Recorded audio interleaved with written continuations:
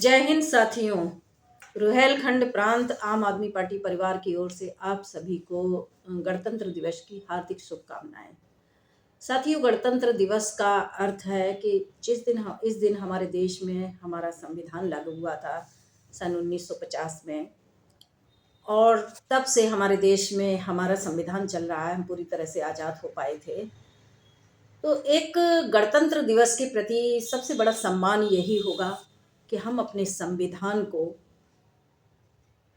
समझें और उस संविधान ने हमें क्या दिया है इस चीज को समझें, इसके महत्व को समझें और अपने संविधान की रक्षा करें। ऐसी नीतियों का विरोध करें जो संविधान को नष्ट करने में लगी हुई हैं। इसके अलावा साथियों, इस समय दिल्ली में चुनाव चल रहे हैं, विधानसभा चुनाव चल रहे हैं, और ये चुनाव बड़ा ही एक महत्वपूर्ण चुनाव है। सच पूछा जाए तो इसमें ये आम आदमी पार्टी वर्सेस बीजेपी चुनाव नहीं है, बल्कि जनता वर्सेस एक भ्रष्ट व्यवस्था के खिलाफ ये चुनाव चल रहा है। पिछले 10 वर्षों में आम आदमी पार्टी की जो सरकार रही है, 3 बार जनता ने सरकार बनाई है। आम आदमी पार्टी को विशाल जनसमर्थन दिया है, प्रचंड बहुमत दिया है। क्यों दिया है? कहीं न कहीं जनता ने एक अच्छी और ईमानदार राजनीति को एक्सेप्ट किया है, स्वीकार किया है और उससे लाभ उठाया है। अरविंद केजरीवाल ने जो एक आम आदमी पार्टी की संरचना करके देश को एक परिवर्तन की राजनीति दी है, जो अब तक अगर आप कंपेयर करेंगे तो किसी सरकार ने या किसी पार्टी ने ऐसी राजनीति नहीं की है, एक ईमानदार राजनीति नहीं की है। ईमानदार राजनीति का अर्थ है कि लोकतंत्र में जनता के मूल्य को समझा जाए और जनता के पैसे से जनता को हम क्या दे सकते हैं। इस राजनीति का नाम ही आम आदमी पार्टी है। तो इस समय जो जनता है वो चुनाव लड़ रही है किसके खिलाफ?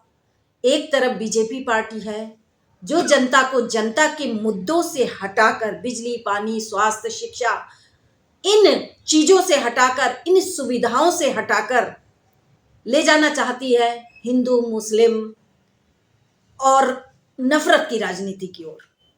अब देखना है कि 5 तारीख को जनता अपना क्या फैसला सुनाती है। क्या वो नफरत की राजनीति की ओर जाना चाहेगी, या इस देश में हिंदू मुस्लिम बंटवारे की ओर जाना चाहेगी, या दिल्ली के विकास के लिए शिक्षा, स्वास्थ्य की राजनीति की ओर जाना चाहेगी? निश्चित रूप से उसका रिजल्ट अभी से दिखाई दे रहा है। आप लोग सोशल मीडिया पे बैठ सारी चीज़ें देख रहे हैं। सोशल मीडिया आज पूरे विश्व में प्रभावी है और उसके जरिए हमें पल पल की अपडेट मिल रही है कि दिल्ली की जनता का क्या रुझान है। और बीजेपी खाली इन मुद्दों से ही नहीं भटकाना चाहती है। बीजेपी किस तरह से दिल्ली में बेईमानी से तमाम प्रकार की नकारात्मक तरीके से चुनाव को जीतना चाहती है, क्योंकि उसे स्पष्ट दिखाई दे रहा है कि जनता ने दिल्ली में उसे पूरी तरह से नकार दिया है। और इस नकारे जाने की स्थिति में कैसे हम जनता से वोट को छीने, ये होड़ लगी है। आप देख रहे हैं इतने नफरती भाषण दिए जा रहे हैं, अरविंद केजरीवाल जी के ऊपर हमले तक किए जा रहे हैं, उनके ऊपर व्यक्तिगत वाहियात किस्म की टिप्पणियां की जा रही है।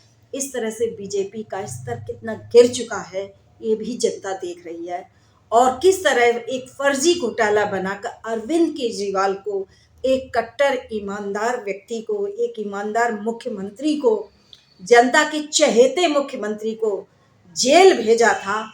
आज जनता के सामने वो सारी चीजें हैं।